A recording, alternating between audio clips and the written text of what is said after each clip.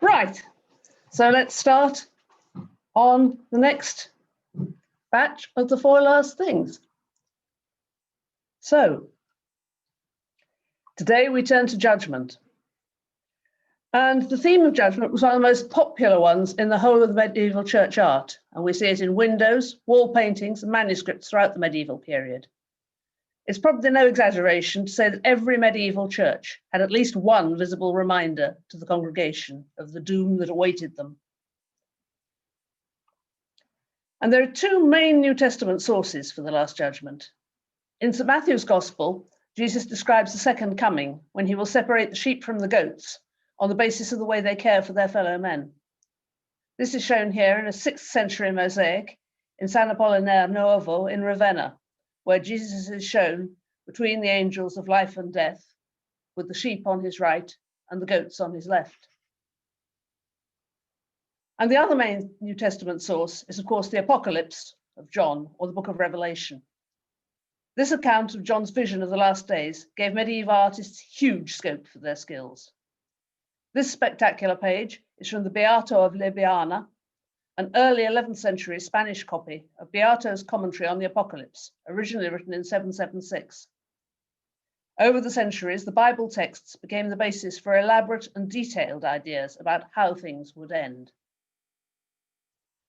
Now, in this talk, I'm going to be focusing largely on the stained glass from 2 York churches, the Great East Window of York Minster and the Prick of Conscience window in All Saints North Street. And I'll also be looking at some more rural English churches and an amazing illuminated manuscript. So we start with an extraordinarily popular piece of writing, the Prick of Conscience, a long mid-14th century poem that survives in more manuscripts than any other Middle English poem. The author is an anonymous Yorkshireman, though it has been attributed to the famous 14th century mystic Richard the Roll. Overall, the poem progresses from man debased to man glorified, from earth to heaven, and from death to the afterlife. In the 5th book of this poem, I did say it was long, we find an account of the 15 signs of impending doom. And this 5th book of the poem, of the day of doom and the tokens that shall come before shall come, is illustrated in the Prick of Conscience window in All Saints North Street, dating from the early 15th century. Whether these 15 signs were known before the publication of the Prick of Conscience is not clear, but here the pictures are captioned with quotations. The narrative starts at the bottom left-hand corner, immediately above the portraits of the donors of the window.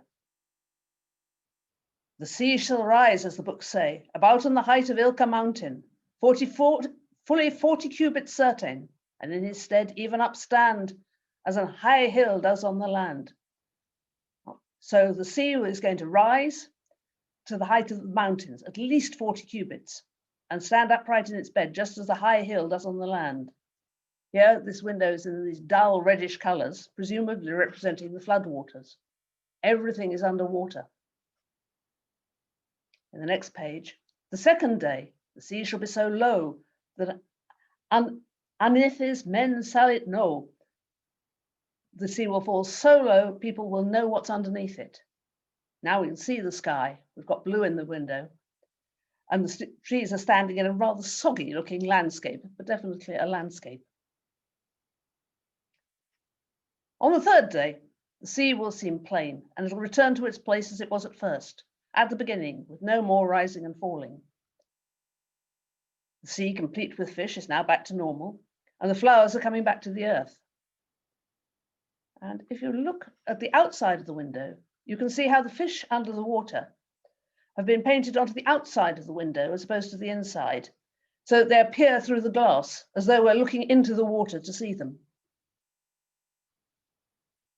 The 4th day will such a wonder be. The most amazing fishes of the sea will come together and make such a groaning that it'll be hideous to man's hearing. But what the groaning means, no man knows, though Almighty God does. In this section again, we can see this 3D effect of painting on both sides of the glass. So the fish that have got their heads above the water are painted on the inside, and the ones that are in the water are on the outside. On the 5th day, the sea will burn, together with all running waters. And this will last from the sun's rising until the sun goes down. It has to be admitted, the fish look amazingly cheerful about the fact that they're being cooked alive. On the 6th day will spring a bloody dew, on grass and trees plain to see. The bloody nature of this dew is indicated in the reddish trees. You can see their leaves are all red. This picture rather reminds me of a hard rain's going to fall. Dylan. The 7th day, the buildings will fall down, great castles and even towers. And here we see All Saints' Church itself, with its newly built spire collapsing. This seems to be seen as a failure of the engineers rather than earthquake. This is just badly built spire has come down. On the 8th day, hard rocks and stones will spontaneously strike together. Each will cast down the other and hurtle against each other. So every stone will somehow break each other into 3 parts. Basically, the earth is becoming unstable and dangerous and very scary.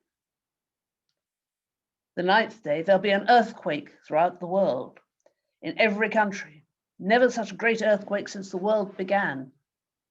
And all the walls are shaking and collapsing in this picture. On the 10th day, the earth shall be made flat and even. Hills and valleys shall be turned into a plain and made smooth to see. Now, in Isaiah, that is seen as a sign of the coming of Christ. Here, we have a red sky to show this leveling of mountains is not a good thing at all. The 11th day, people will come out of the caves and holes where they hid and wander around like madmen who cannot understand, and no one will speak to anybody else. We're back to the time of Babel, when people can no longer communicate with each other. The 12th day after, the stars and all the zodiac from heaven will fall. So I love this picture. There's some stars still left up in the sky and the others on the ground, leaving trails of light behind them. Incidentally, at some point in relighting the window, the 12th and 13th panels got swapped over, but I've put them back into the order they should be. On the 13th day, shall dead people's bones be put back together and then spontaneously rise and stand above their graves. This will happen in every land. And here we see the skeletons starting to take shape in the graves. On the 14th day, all that lives shall die, children, women, men, for they will rise again with those who were already dead, either to joy or pain. So we have here 2 people dead in their beds, with death turning up to claim them. And you will note, for those of you who know York glass, you will notice that they're under the absolutely ubiquitous flowery counterpane that seems to have passed around all the stained glass workshops as the way bedding should be. On the 15th day, this shall betide. All the world will burn on every side, and the earth where now we dwell, until the final death of hell. So the 15th day is the end of the world. Judgment will come. What's striking about this window is how unlike the images are in the most part to most other medieval images, though they do bear a resemblance to some of the 15 signs of doom as shown in the Holcomb Bible picture book of the 1330s. But they do look very much like modern photographs of environmental disaster. It's tempting to think that some source was being used that had been constructed by eyewitnesses. About the time the Prick of Conscience was written was a time of great seismic activity. In May 1382, the Dover Straits earthquake occurred, with an estimated magnitude of 6. The epicenter is thought to have been in the Straits of Dover, and it caused widespread damage in southeastern England and the Low Countries. The earthquake interrupted a synod convened in part to examine the religious writings of John Wycliffe, which became known as the Earthquake Synod. In 1362, Öræfajökull in Iceland erupted explosively, ejecting huge amounts of tephra. The district of Little Herath was completely destroyed by floods and tephra-fall. Sailors reported pumice in such masses that ships could hardly make their way between them. Thick volcanic deposits obliterated farmland, and ash travelled as far as Western Europe. More than 40 years passed before people again settled the area, which became known as Erefi, wasteland. Hekla also erupted catastrophically in 1389, covering a huge area with lava. These years must have left their mark on artists' imaginations. To me, the window glass and that photograph of an Icelandic eruption seemed so closely related. We now move on to Doom. Paintings of the Day of Judgment, also known as dooms, were among the most popular themes of medieval art. Based on Jesus' description in the Gospels and elaborated by the writers of the Apocalypses found in the New Testament Apocrypha, they were generally placed over the chancel arch, often integrating with the rood figures, the cross and figures of Mary and John. This spectacular Last Judgment triptych was painted by Hans Memling between 1467 and 1471. It was commissioned by Angelo Tani, an agent of the Medici at Bruges, but was captured at sea by Paul Benke, a privateer from Danzig, and is now in the National Museum in Gdansk in Poland. Below the Christ, with his attributes of justice and of mercy, the burning sword and the lily, stands St. Michael weighing souls, while the righteous on Christ's right are welcomed into heaven, while sinners are pitchforked into hell on the left. And in this painting, it has been suggested that people actually paid Memling to paint their portraits among the souls of the righteous. If you look, a lot of the heads look almost as though they've been stuck onto the figures. And as I say, the suggestion is there's actually portraits of his friends, or possibly his customers. This ivory panel is Byzantine from Constantinople and is 11th century. This type of Last Judgment, with the empty throne at its center, symbolizing Christ as judge, is typically Byzantine and remains part of the Orthodox way of depicting the Last Judgment. We've got much more detail here on this depiction of the Day of Judgment on the west wall of the monastic church at Voronet in Romania, which dates from the 16th century. This is a full traditional Orthodox Last Judgment. Right at the top, you have God the Father, who you can actually hardly see in this photograph. He's right up the top there. No, it's not working, sorry, whoops. Up there. And then below him, you have Christ sitting in judgment with the river of blood that flows from his throne and divides heaven from hell. Under him is the empty throne with the Holy Spirit in the form of a bird sitting on it. On the left side, for the onlooker of the throne, stands the godly here, where on the right-hand side are pagans, Muslims, and Jews, the wrong side of the river. Below, the hand of God holds the scales for weighing the souls. Oops, sorry. And a fierce battle takes place between angels and demons. Beyond the river of blood, the angels blow their trumpets and the dead emerge from their graves, from the sea, and from the mouth of wild beasts. And to the left of the picture is paradise with the blessed, and St. Peter leading the blessed to the gate of heaven.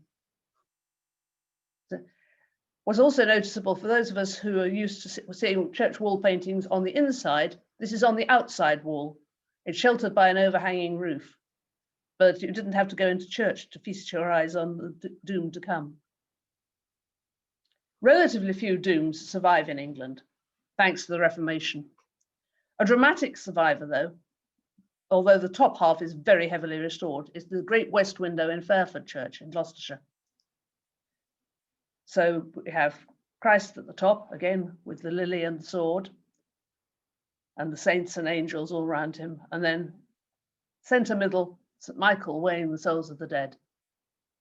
And on the left-hand side, the blessed troop up to heaven. And on the right-hand side, we have the devils taking the cursed off to hell. For sheer imagination, the battle between angels and demons for souls cannot be beaten. It's amazing. And as for hell, it's almost industrial.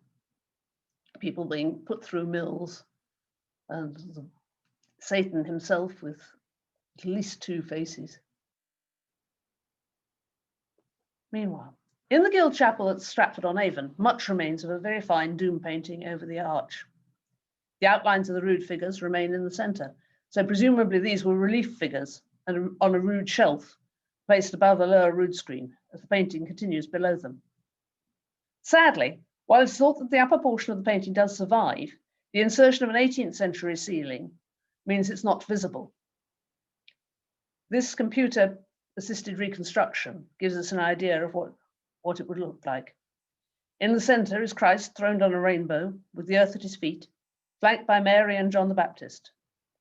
Below him, the dead rise from their graves. On our left, the blessed are welcomed by St. Peter into the celestial city, while on our right, the damned are rounded up and dragged to the city of hell by demons armed with clubs and flesh hooks. Mike and I went to visit the superb dome above the chancel arch at St. Thomas's Church, Salisbury. This is what we were hoping to see. We were pleasantly surprised to find it open at 5 o'clock on a Friday evening, only to be confronted with this, which was disappointing. But this is what we wanted to see. Peering through the scaffolding, we could see how spectacular it is, and hopefully is going to be again. They also had some really interesting photos on display, showing the technique of forcing lime through the painted plaster to reattach it from the wall where it was becoming detached. But it's a superb church and amazing wall paintings. As a county, Oxfordshire has more than its fair share of doom paintings. St. Lawrence's Church in Coombe is virtually unaltered since the monks of Ancient Abbey built it at the end of the 14th century. Inside, it's a massive wall painting dating from the 15th and 17th centuries. An extraordinary feature is the stone pulpit, you can see here, which is actually part of the structure of the church. Oops, I don't know why it's done that, never mind. Over the chancel arch is the doom. Christ is at the centre of the arch, wearing a scarlet cloak, but otherwise unclothed, showing his wounds, and he's attended by a crowd of the apostles. On the north side, a smiling St. Peter helps the blessed out of their graves, while on the south side is a lively hellmouth stuffed with devils awaiting the damned. Still in Oxfordshire, the church at South Newington seems pretty but unexciting. Inside, it's a very different matter. To be quite honest, the doom is a little underwhelming. It must once have been spectacular, but its condition is very poor. And when it's surrounded by so many other wonderful paintings, which unfortunately I haven't got time to go into today, it's a little hard to get excited about. But it is a church to visit. They do, however, have a very well laid out diagram of how the whole thing would have been with a fairly complete layout. It must have been absolutely superb because what does survive is of incredibly high quality, using expensive pigments and generally a fabulous piece of work. Two neighbouring villages in Oxfordshire, Northley and Southley, both have doom paintings surviving. These are very different churches and well worth visiting. St Mary's Church, Northley, has undergone huge changes since its Saxon foundation, and most periods of church building are represented: Norman, Decorated, Perpendicular, Georgian, culminating in the 1950s when a large mausoleum and building to house the organ were built onto the south side of the chancel and a new rood screen was inserted. So this rood screen that you're looking at is a 1950s piece. Above it is the doom, or what's left of it. It was painted in the 15th century, but unfortunately the Georgians considerably lowered the nave roof, probably to save on heat. And so the top part of the painting has gone. We're left with the dead popping up out of their graves in their shrouds, while on one side an angel, rather than St. Peter, welcomes the blessed into paradise, and on the other side another angel supervises the removal of the damned into a spectacularly fiery hellmouth. It must have been an expensive piece with lavish use of green and scarlet pigments. as well as the usual charcoal and ochre colours. And a wonderfully, wonderfully bent trumpet of doom over the Blessed. It's a fabulous piece. When you go southly, it's a very different proposition. While fragments of a Norman chancel remain after a heavy restoration in the 1870s, the church is largely late 15th century and seems to have something of a fascination with the end things. Even the presumably modern tower clock sets the scene. Ye know not when your Lord doth come. The glory of this church is the painting on the walls, extending right round the church. So above the chancel arch, angels blow trumpets summoning the dead rising from the graves to judgment. It seems likely that here too the roof has been lowered, losing the top half of the painting, which extends on both sides onto the nave walls. So on the south side, the damned, bundled together with a spiked rope, are welcomed into hell by devils. While on the north wall, St. Peter welcomes the blessed. Very nice, calm scene. As well as the doom over the chancel arch, there's a superb 15th century weighing of souls on the south wall. A spectacular and apparently left-handed St. Michael holds the scales while brandishing a huge sword. The Blessed Virgin, crowned and standing on the crescent moon, drops her rosary beads into the balance pan with the soul in it, while on the other side, numerous devils attempt to swing the balance the other way. What becomes apparent, though, is this is not the first painting of this theme on this patch of wall. Showing through is another, smaller, rectangular frame, where we can see the head of an angel holding something like a pair of scales, and another hellmouth. The Church of St. Michael and All Angels, Micheldean, in Gloucestershire, is an unexpectedly magnificent building for a community of its size, but presumably reflects the prosperity deriving from mining and cloth manufacture. Here, there is no question of the ceiling having been lowered. In fact, the doom painting is placed so high, it's quite easy to miss it altogether. I know I did when I first walked into the church. I'd forgotten I was looking for a doom and was just blown away by the church and completely missed the painting. However, there it is, high above the rood screen, painted on oak panels late in the 15th century. The tympanum divides the nave from the chancel and is divided into two parts. Above is the doom, which is not in the best of condition. Missing are the two side panels, which are shown heaven and hell, but in the center we have Christ sitting in judgment while angels blow trumpets, and the dead rise from their graves. He is flanked by Mary and another saint, and the dead rise and head off to their respective destinations.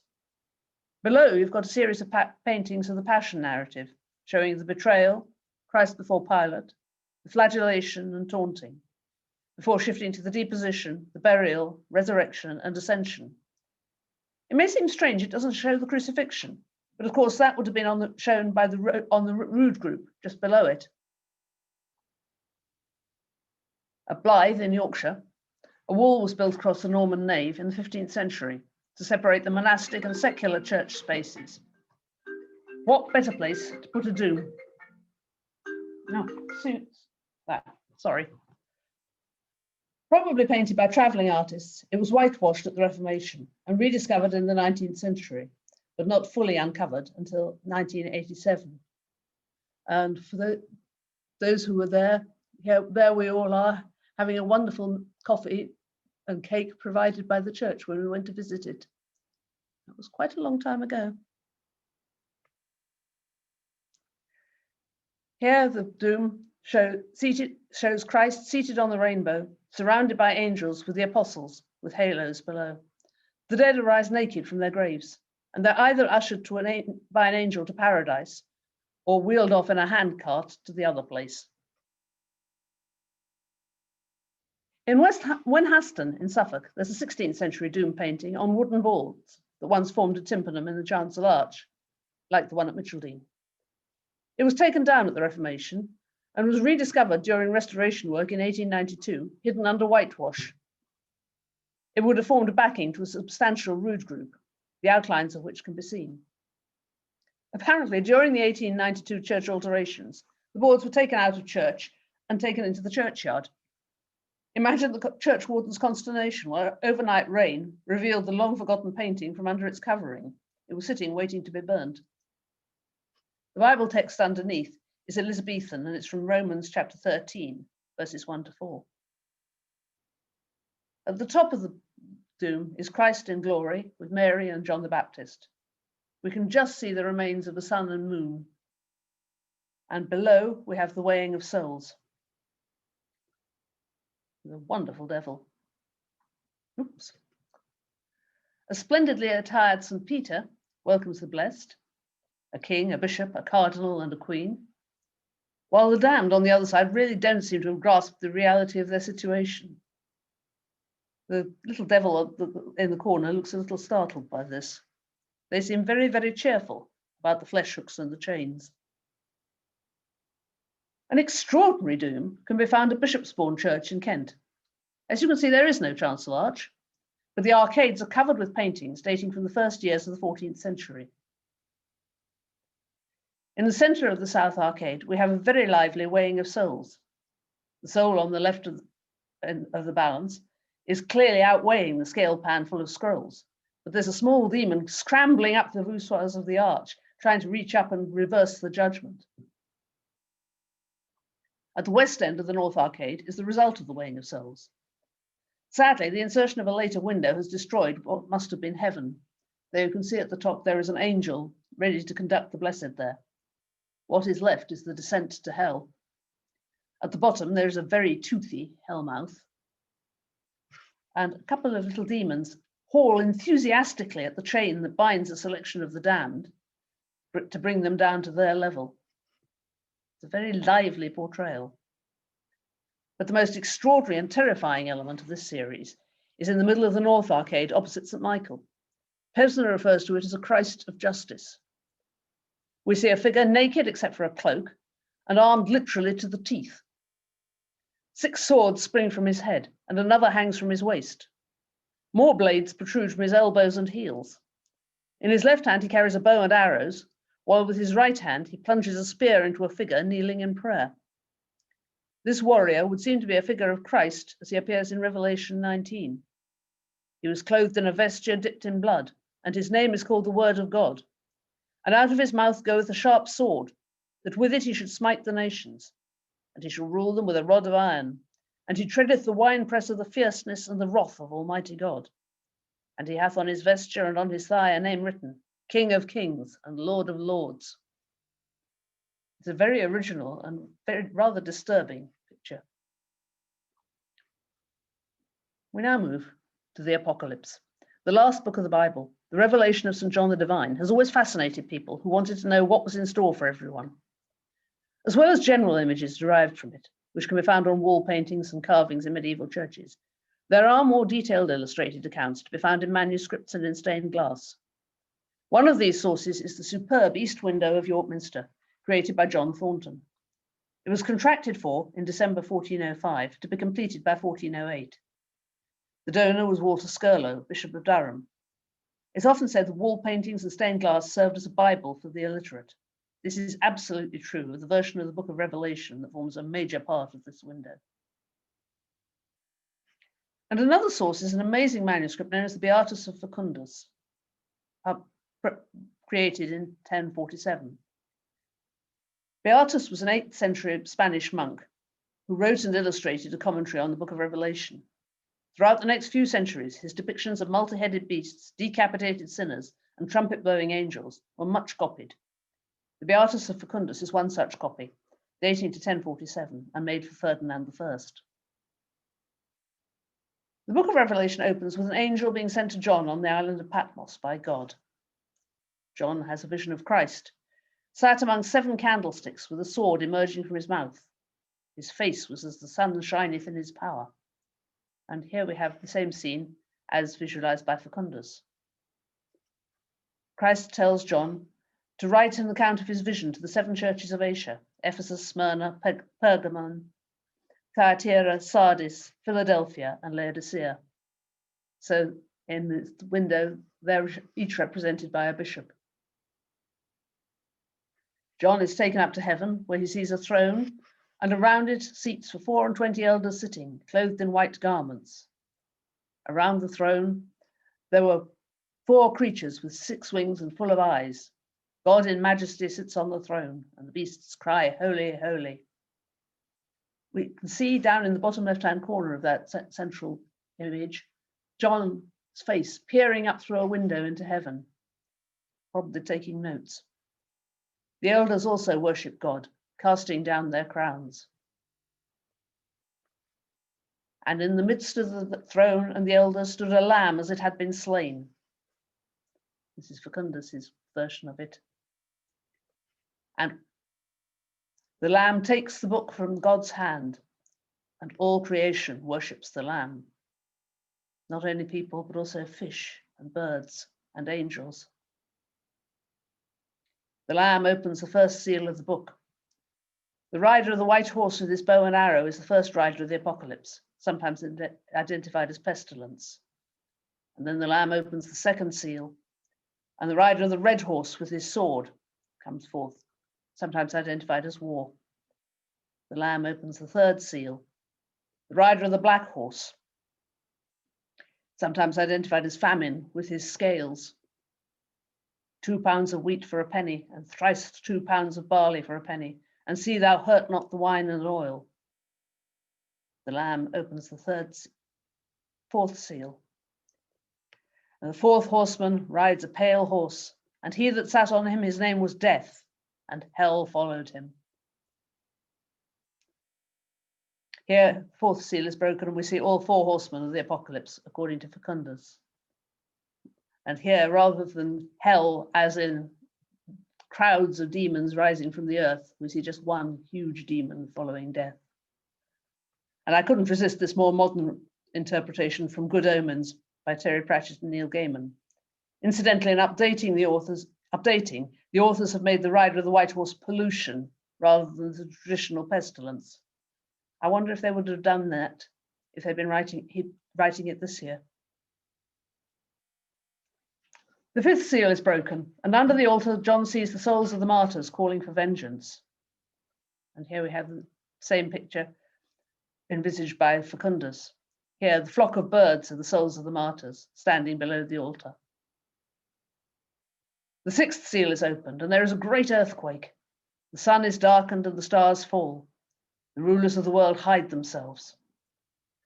4 angels stand at the corners of the world, holding the 4 winds ready to destroy the earth and the sea. They're prevented by an angel bearing God's seal. The 12 tribes of Israel are sealed with God's seal. The 7th seal is opened. The 7 angels who stand before the throne of God are given 7 trumpets. Another angel is given a censer to cense the altar with the prayers of the saints. The angel flings the censer to earth, and there are thunderstorms and earthquakes. The first angel sounds a trumpet. Hail and fire are mingled with blood, and plant life is destroyed. The second angel sounds a trumpet. A burning mountain is hurled into the sea. A third part of the sea became blood, and a third part of those creatures died, and a third part of those ships were destroyed. The fourth angel sounds a trumpet. The light of sun and moon and stars is reduced by a third. An eagle flies across the sky, calling woe, woe, woe to the inhabitants of the earth. In the Facundus version, just look at the mathematical reduction of the sun and moon by a third. It's wonderful. The sixth angel, Yes, I did miss one. The fifth angel sounds a trumpet. A star falls from heaven and is given the key to the bottomless pit, from which emerge locusts like horses with the teeth of lions and tails like scorpions. They're empowered to torment those who have not been sealed. The sixth angel sounds the trumpet. The 4 avenging angels are loosed from the river Euphrates, and the 4 angels lead an army of 200,000 horsemen mounted on monstrous horses. Another angel comes down from heaven in glory, accompanied by 7 claps of thunder, with his right foot on the sea and his left on the earth. He carries a book in his hand and vows that time shall cease. John takes the book from the angel and eats it. He's instructed to prophesy and is given a measuring rod and told to measure the temple in Jerusalem. The seventh angel sounds the trumpet. The 24 elders worship God, and the temple of God is revealed in heaven with the ark of his covenant. A great wonder appears in heaven. A woman appears clothed with the sun and with the moon under her feet in the throes of childbirth. A dragon with 7 heads and 10 horns stands in front of her, ready to devour her child. The woman is given wings to fly into the wilderness. The dragon pursues her, and water pours out of his mouth to drown her. But the earth opens and swallows the flood. There was war in heaven. Michael and his angels cast the dragon Satan and his angels out of heaven. A 7-headed beast emerges from the sea and is empowered by the dragon. The beast is worshipped by all the peoples of the earth and makes war with the saints. A second beast now emerges from the earth and acts as a mouthpiece of the first. He brings down fire from heaven and deceives the people. The second beast marks men on the forehead. This is from a 13th century manuscript, not shown by either Facundus or John Thornton. I think it's fascinating because actually the mark of the beast and 666 and all the rest of it is probably the bit that most people today remember from the book of Revelation. But it seems to have been relatively unimportant to the medieval mind. John sees the Lamb on Mount Zion, along with the 144,000 sealed with the name of God. The angel with the everlasting gospel flies through the sky, announcing the day of judgment. The next angel announces the fall of Babylon. John sees a being clothed on a cloud, sitting on a cloud, holding a sickle, and an angel cries, "Thrust in thy sickle and reap." The angel reaps the grapes of the earth and throws them into a great winepress outside the city. Blood came out of the press, up to the horses' bridles, for 1,600 furlongs. John sees the 7 angels who hold the 7 plagues, while the redeemed sing the songs of the blessed. The angels receive the vials of God's wrath from one of the 4 beasts. The first vial is poured out, and the followers of the beast develop sores. The second vial is poured into the sea. It becomes like blood, and everything in it dies. The third angel pours out his vial, and the rivers are turned to blood. The fourth vial brings a massive heat wave, and men respond by swearing at God. The fifth angel empties his bowl over the beast, and there is darkness. And men began to gnaw their tongues in anguish and curse the God of heaven for their pains and sores. The sixth vial dries up the river Euphrates to make way for the kings of the east to go to Armageddon. And frog-like spirits emerge from the mouth of the beast and the dragon and the false prophets. Finally, the 7th vial is poured out. Cities are destroyed in a great earthquake and huge hailstorms, and the great city is split into 3 parts. One of the 7 angels shows John Babylon, the great harlot, riding the beast and drinking the blood of the saints. An angel announces that Babylon is burnt to the ground, and the merchants of the earth mourn the fall of Babylon. The 4 beasts and the great multitude worship God, and John falls at the feet of the angel. The angel instructs him to write, "Blessed are they that are called to the marriage feast of the Lamb." John sees the King of Kings leading out the armies of heaven. The angel summons the birds of prey.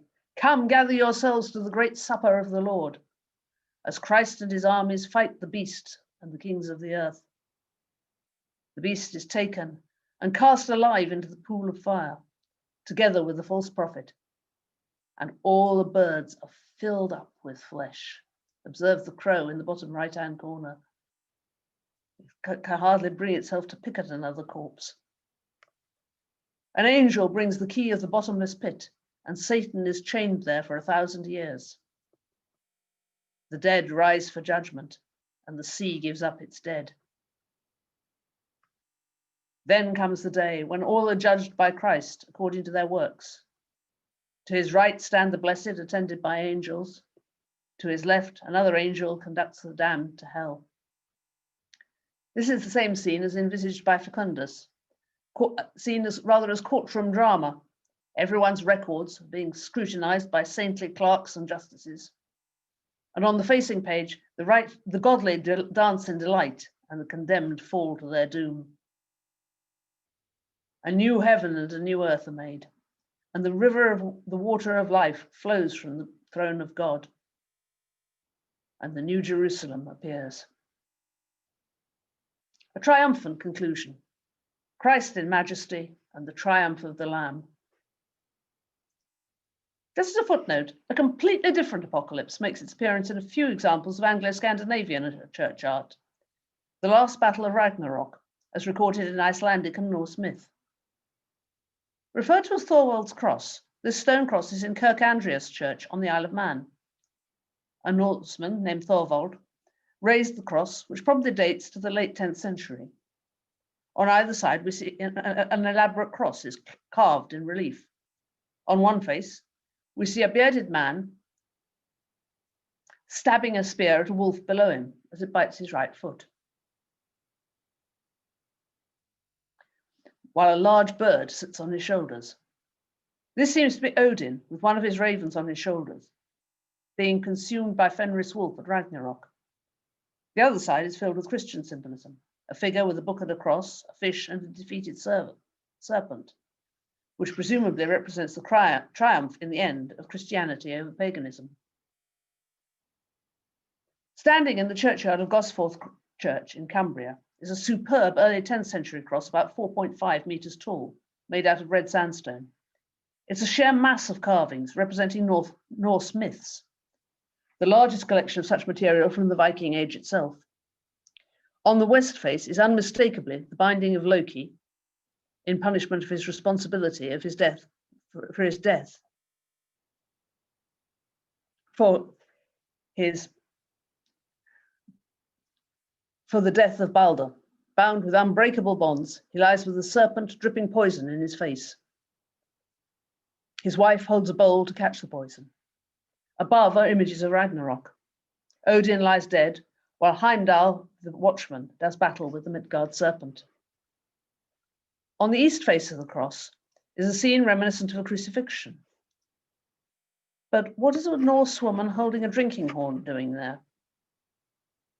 It seems to be the aftermath of Ragnarok, when the world is renewed. Baldur, the sun god, returns to life, and Vidar and Vana, who have survived the last battle of the gods, appear. The figure of Baldur seems to conflate his death and resurrection with that of Christ. This parallel seems to be current in Scandinavia, where both Christ and Baldur have the epithet of the white. Hidden away on the inside of the tower at Skipwith is this small panel showing a wolf-like creature and two warriors with a number of unarmed people flying from them. While some have identified it as the Wild Hunt, an identification of this scene as Ragnarok, the last day's battle of Viking myth, is far more convincing.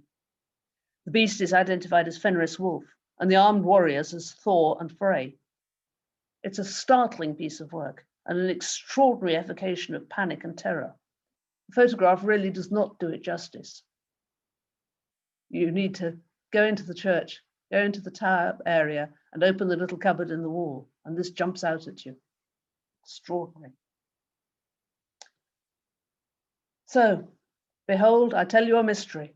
We shall not all sleep, but we shall be changed in a moment, in the twinkling of an eye, at the last trumpet. For the trumpet shall sound, and the dead shall be raised incorruptible, and we shall be changed. And this I finish with Michelangelo's Last Judgment in the Sistine Chapel.